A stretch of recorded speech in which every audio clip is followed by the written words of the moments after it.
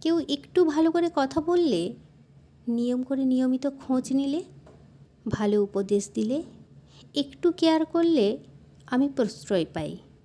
ভেবে নিই আমাকে ভালোবাসে, আমি বিশ্বাস করি, তার সাথে একটা অ্যাটাচমেন্ট তৈরি করে ফেলি, ভীষণভাবে জড়িয়ে পড়ি।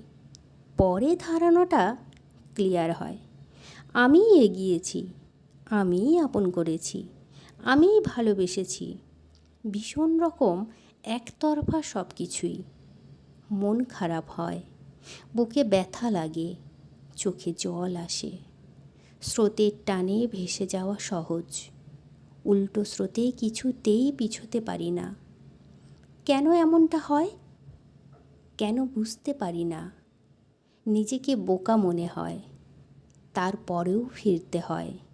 ফিরে আসতেই আমার একটা জীবন ফুরিয়ে যায়।